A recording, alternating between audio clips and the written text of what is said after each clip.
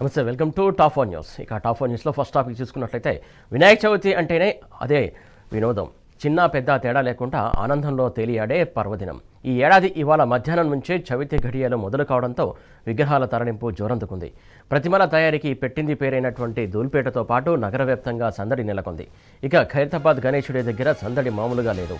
రెండో టాపిక్, తెల్లారితే బుక్కడెంత తిని పొలం బాట పట్టే రైతన్న తిండి నిద్ర మానుకొని సొసైటీ ఆఫీసుల వద్ద పడిగాపులు కాస్తున్నాడు.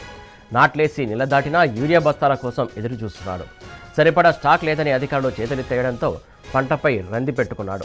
పాపిస్టి కాంగ్రెస్ అంటూ శాపనార్థాలు పెడుతున్నాడు. ఇక టాప్ 4లో మూడో టాపిక్ చూసుకున్నట్లయితే రైతుల కష్టాలను గాలికి వదిలేసినటువంటి రేవంత్ తన బృందంతో కలిసి ఢిల్లీ ఫ్లైట్ ఎక్కాడు. బీసీ బాటా అని ముసుగేసుకుని బీహార్కు మూటలు మోసుకెళ్తున్నాడు.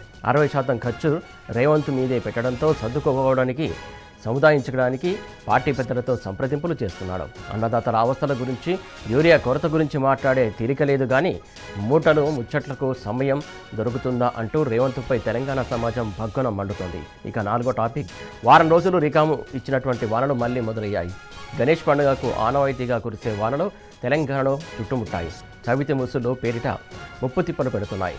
మొత్తంగా ఈ 4 టాపిక్స్ గురించి తెలుసుకునే ముందు టాప్ 1 న్యూస్ చూద్దాం. ఇక ఫస్ట్ టాపిక్ చూస్తున్నాం. అటు వానలు ఇటు కొనుగోళ్లు మొదలైనటువంటి చవితి సందడి. టాప్ 2 న్యూస్ చూస్తున్నాం. నాట్లేసి నెల దాటిన యూరియా కోసం తప్పని ఎదురుచూపులు.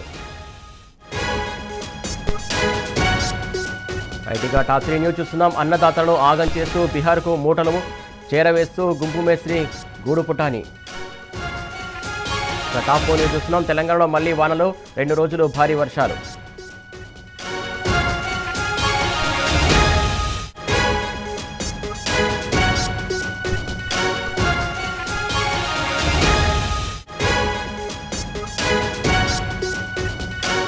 ఇక టాప్ 1 న్యూస్ చూస్తున్నాం. అటు వానలు ఇటు విగ్రహాల కొనుగోలు మొదలైన చవితి సందడి.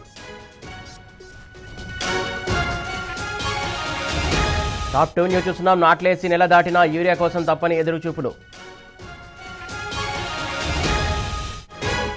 టాప్ 3 న్యూస్ చూస్తున్నాం. అన్నదాతలను ఆగం చేస్తూ బీహార్కు మూటలు చేరవేస్తూ గుంపు మేస్త్రి గూడు పుటాని. ఇక టాప్ 4 న్యూస్ చూస్తున్నాం. తెలంగాణలో మళ్లీ వానలు, 2 రోజుల పాటు భారీ వర్షాలు.